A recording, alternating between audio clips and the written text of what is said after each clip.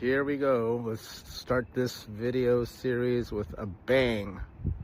As some of you know, who know me, I have 4 generations in the house, which includes my mother, my oldest daughter, and my 12-year-old grandson and my 3-year-old grandson. So we've got a full house and the 2 dogs. So I'm going to start with a personal note on these video series. I'm going to harken back to the time when my 12-year-old grandson was then 5 and starting kindergarten. And we know how that typically goes for those of you who have kiddos. Super exciting time, sending off our kid to public school, maybe for the first time, and excited about their experience, being with kiddos, being away, being at school. And we were excited about that and hoping the best for William.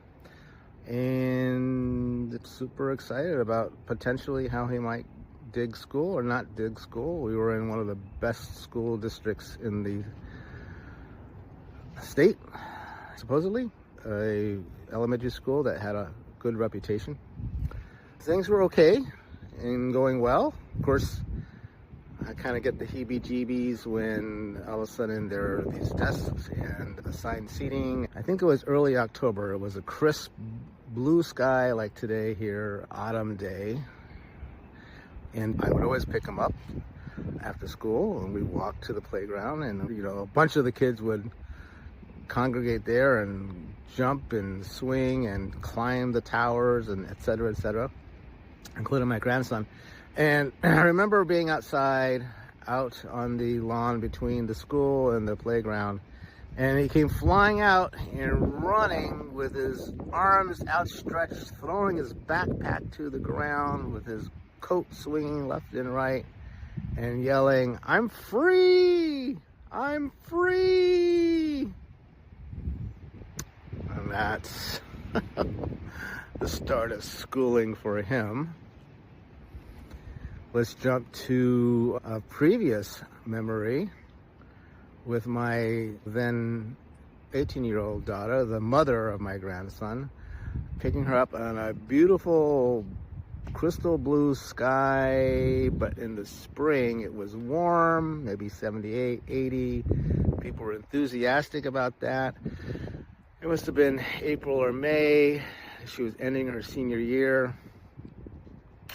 Picking her up in my car, I had some music blasting, I had the sunroof down, I got the windows down, and my daughter at that time was wearing shorts, probably a little too short, and swooped into the passenger seat next to me, and I noticed that she had written all over her leg this elaborate maze in black pen. And I was thinking, wow, what happened here? So I asked, "Hey, what happened here?" And she said, "Math class." And then let's jump to what I'm doing now. I had to get my kiddo up at 6:45, which is not really a good time for teenagers, young teenagers, adolescents, as we know from science. But yet we don't let science or our natural rhythms dictate how we design school, do we?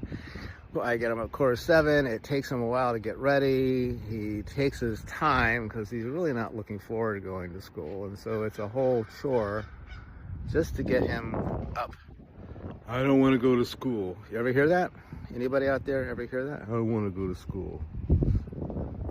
And I work in education, and he says, "Isn't there something you can do about it?" And I say, "Well, I'm not sure I'm going to be able to convince the entire school system to change what they do and how they do it." And now I'm in a new school system, supposedly, again, one of the top school systems in the state.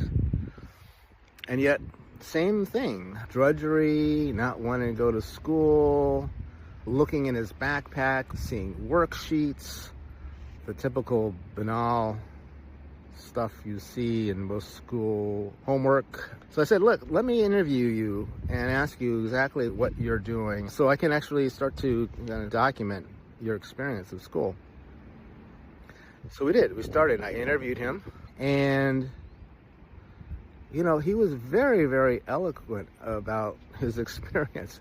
What we do is go 52 minutes, period after period, doing something, an assignment, activities that have nothing to do with what I'm truly interested in. And it's boring. I got an earful of that, besides also hating band because it was too loud. And, you know, I finally asked him, what should school be like?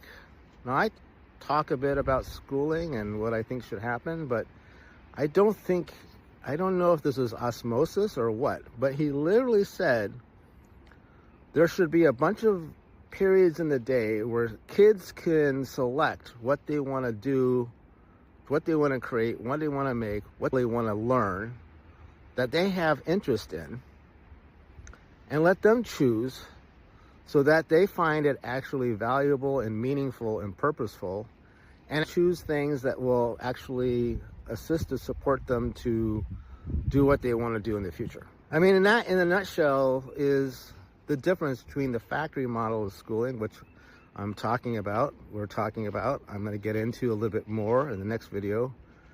Learner-centered, student interest-driven, competency-based, real-world connected, future-focused learning. And the point of this series is to get into the why and how the factory model of schooling perpetuates, how the state systems assist and support and continue to perpetuate the status quo, and who could do what. So there's an actual movement across the country. And without getting into the details, the reality is we already know that these schools are possible and these learning environments are possible. I have studied them with my colleague Michael Crawford, and I have been roaming the country for the last 15 years, as has many others, and people have been spotlighting and highlighting these learner-centered schools that operate completely differently. So it's possible. The question in this entire series is to ask the question, well, why the heck are we still doing the factory model of schooling when the options are clear? We're going to get into that.